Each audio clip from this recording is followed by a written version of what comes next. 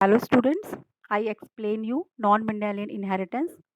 I discuss with you non-Mendelian inheritance introduction, four phenomena: incomplete dominance, codominance, multiple allelism and polygenic inheritance are the phenomena and follow the patterns of inheritance that could not be explained exclusively on the basis of Mendel's original principles. तो incomplete dominance में क्या है, actually incomplete dominance में क्या है यहाँ पे आप देख पाओगे कि ये मैंने आपको एक्चुअली पहले बता दिया है, फिर भी मैं आपको यहाँ पे बताना चाहूँगी कि इनकम्प्लीट डोमिनेंस में क्या है कि ये आप देख रहे हो कि ये रेड फ्लावर है और ये वाइट फ्लावर लिए गए, लेकिन F1 जनरेशन में या तो इसके जैसा आना चाहिए था या इसके जैसा, तो ये दोनों नहीं एक्सप्रेस हुए बल्कि एक अलग कैरेक्टर आया। तो जब दोनों ही जीन अपने आप को एक्सप्रेस नहीं कर पाए तो यही हो गया और उनके बीच का कोई तीसरा कैरेक्टर आ गया तो वो हो गया इनकम्प्लीट डोमिनेंस।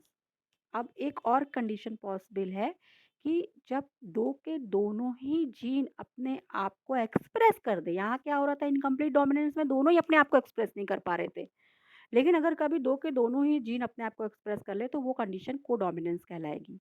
और ऐसा ह्यूमन में एबीओ ब्लड ग्रुप सिस्टम में होता है जब आई ए और आई बी जीन दोनों जीन ही एक साथ आते हैं और दोनों ही डोमिनेंट नेचर के जीन है। एक्चुअली जो ह्यूमन का ब्लड ग्रुप सिस्टम है, उस ब्लड ग्रुप सिस्टम को अगर डिटेल में स्टडी किया जाए ह्यूमन के ब्लड ग्रुप सिस्टम में, तो हम देखते हैं कि ह्यूमन के ब्लड ग्रुप सिस्टम में हमें क्या मिलता है कि आई ए एक ब्लड ग्रुप है, एक आई बी है, मतलब आई एक जीन है, आई बी एक जीन है और स्मॉल आई जीन है, यानी तीन जीन एक कैरेक्टर ह्यूमन ब्लड ग्रुप को डिसाइड कर रहे हैं।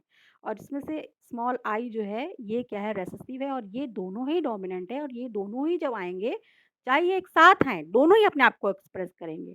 तो साथ आ गए और दोनों ही एक्सप्रेस कर दिए अपने आप को, तो वही तो हो गया कोडोमिनेंस।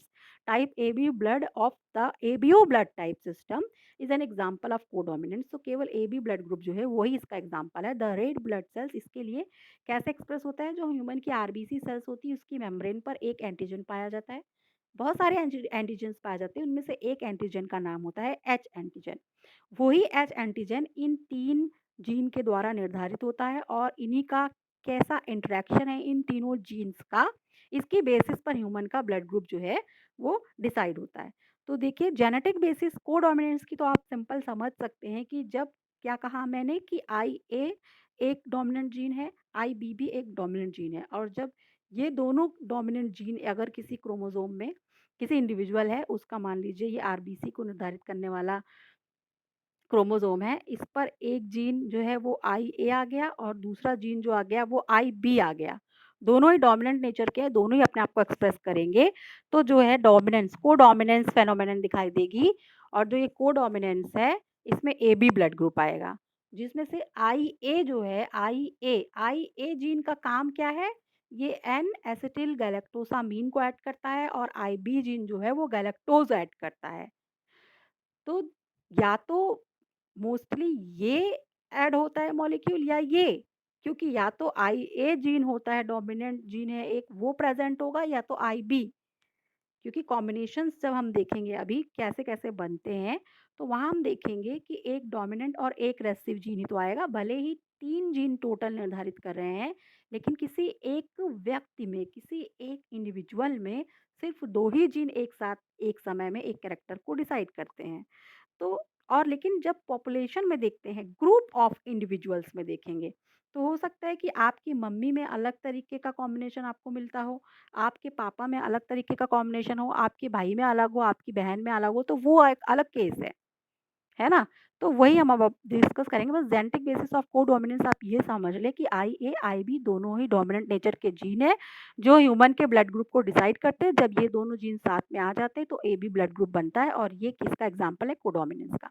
यहाँ पर आप देखिए, इस टेबल से आप बहुत अच्छे से समझ पाएंगे।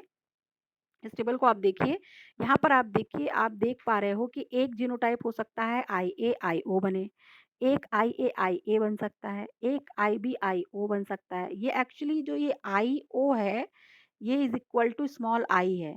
आई ओ को आप स्मॉल आई समझिए, आपकी बुक में जो लिखा गया है वो आई ओ की जगह आई स्मॉल आई लिखा गया है। तो ये यहाँ आपको ये याद रखना है कि here I O is equal to small I. मैंने आपको बताया ना कि स्मॉल आई जीन जो है वो अपने आप को प्रेजेंट करता है। तो यहाँ आप देख रहे हो कि ह्यूमन में जो IA और IO है, तो ये ब्राउन कलर जो है ये डोमिनेंट है, तो ये एक्सप्रेस करेगा, तो इसलिए ब्लड ग्रुप ए हो जाएगा। जब दोनों सेम है तो भाई ए ही रहेगा, कोई दिक्कत नहीं है। जब IB और O दोनों हैं तो ब्राउन वाला डोमिनेंट है, ये अपने आप को एक्सप्रेस कर पाएगा। दोनों सेम है तो कोई बात नहीं, ये एक्सप्रेस होगा, एक ही आ जाएगा। जब दोनों ही रेसेसिव आए तो एक अलग ब्लड ग्रुप बना जिसको ओ ब्लड ग्रुप कहेंगे। लेकिन ए बी ब्लड ग्रुप का मतलब है कि IA IB दोनों ही डोमिनेंट नेचर के जीन एक साथ आ गए तो AB ब्लड ग्रुप बन गया। तो ये आप समझिए कि कोडोमिनेंस है। कोडोमिनेंस जब हेटेरोजाइगोट कंडीशन होती है, ये वाली कंडीशन है, यही कोडोमिनेंस को प्रेजेंट करती है।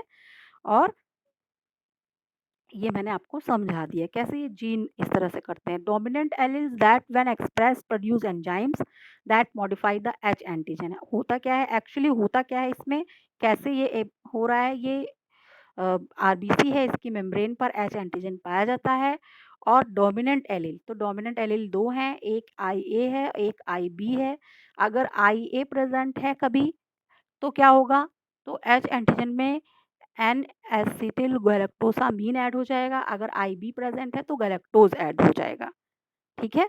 लेकिन जब दोनों में से कोई जीन प्रेजेंट नहीं है, यानी स्मॉल आई कॉम्बिनेशन है, या जिसे ही कहा हमने IO कॉम्बिनेशन है, तो क्या होगा, तो कोई डोमिनेंट एलील नहीं होता है, तो कोई भी मॉडिफिकेशन H एंटीजीन में नहीं आता है, और जिसकी वजह से एक अलग ब्लड ग्रुप आएगा जिसे O ब्लड ग्रुप कहते हैं। तो हम देखते हैं कि A ब्लड ग्रुप कैसे आता है, B ब्लड ग्रुप कैसे आता है, O कैसे आता है, AB कैसे आता है। बहुत शॉर्ट में मल्टीपल एलिलिज्म का जो मैं वीडियो आपको बनाऊंगी तो उसमें इसे बहुत अच्छे से और एक्सप्लेन करूंगी, बहुत सारे केसेस उसमें स्टडी करने होते हैं।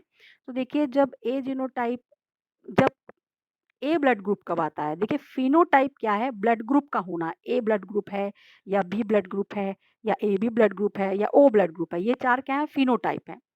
लेकिन जो ब्लड ग्रुप ए है, ब्लड ग्रुप ए जो है, ये IA से भी डिसाइड हो सकता है या IO और IA से भी डिसाइड हो सकता है। तो ये जो दो कंडीशन है, इन दोनों में ही ए ब्लड ग्रुप आता है, तो इसे क्या कहेंगे, ये जब कंडीशन होगी, चाहे IA अले दो, जब ऐसा कंडीशन बने कि दोनों ही जीन IA टाइप के हैं तो भी, या एक कम से कम IA टाइप का है और दूसरा स्मॉल आई है, या जिसे IO कहा जा रहा है वो है, तो ब्लड ग्रुप O हो जाएगा।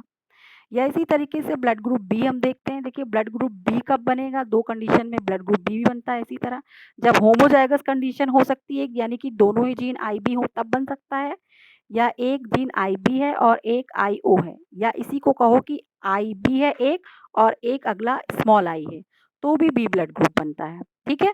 फिर तीसरा कंडीशन होगा O ब्लड ग्रुप, जब दोनों ही स्मॉल आई जीन आए, या IO आए, या इसी को प्रेजेंट करते हैं स्मॉल आई कह के, तो दोनों ही रेसेसिव जीन्स आते हैं, तो जो ब्लड ग्रुप होता है वो O ब्लड ग्रुप होता है।